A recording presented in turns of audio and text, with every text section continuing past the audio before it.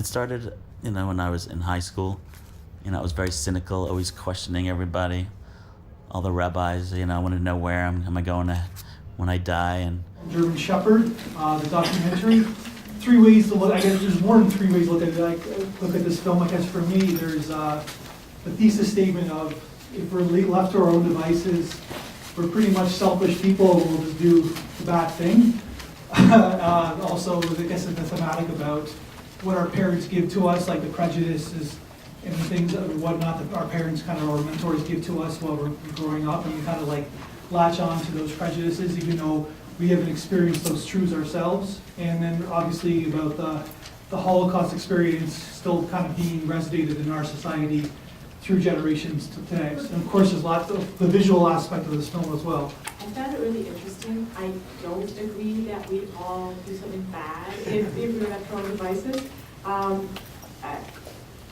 I do think it's interesting that you brought up the question of if you were born at that time, would you have done anything differently? Because I think we at all times, think like that. If it were the situation in society were like that, who would have the guts to stand up? Yeah. And so that was a really interesting answer, because I think we've all thought, oh my gosh, there's some people who are so courageous.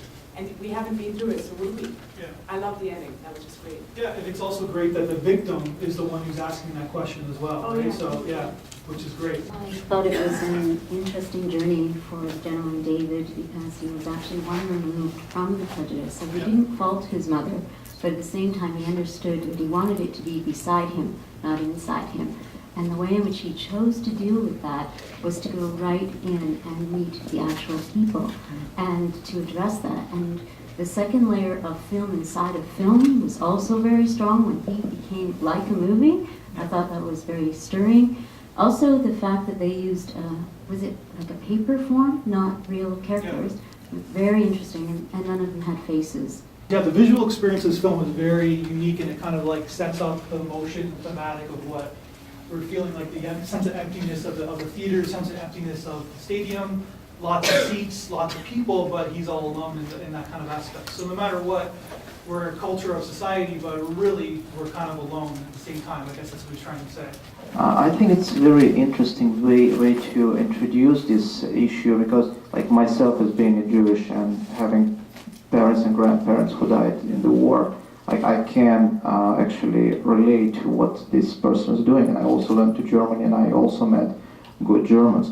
But what I think, the fact that there is no faces to the narratives and to the people, you can just put your face into that person and hear him telling your story about like what you hear from your parents, how you want to go against that, and the fact that people doing bad things and what can you do and standing against like rulers, against the country, against something. And the things like happening exactly at that time, in our time, in different countries, we read about this in the news, and you see that yes, people still keep going with the flow. We cannot fight against the country. That's what scary things, and it happens, and it's scary that it happens.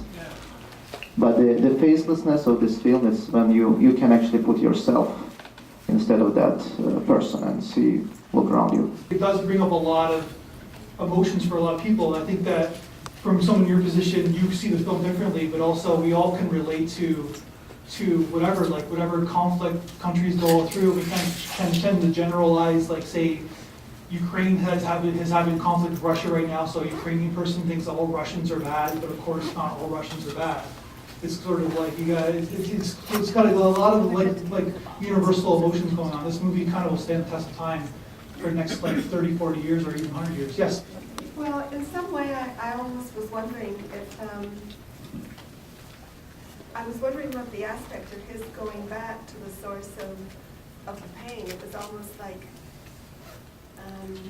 there was something there that he wanted, in a way, maybe to make right and to prove to himself in some backward way that his thesis is not his thesis, that there's something else, like he wants to find some goodness, which is why he's been going back for those 20 years to counteract the main thesis, which is given to our own devices, people will stand aside and not intervene when bad things are going on. So you know, maybe it's just a way of trying to convince himself that there is good. Yeah, that's what a great, like a lot of times a great documentary is. It's a either an organizational or personal journey, kind of like having a thesis statement and then saying, is this true or this not true? Is this being disproven? And of course, the great thesis statement on the wall, are we good people or not good people? And kind of like having a good 10-minute film to show that kind of thesis statement, it's kind of cool to watch this film.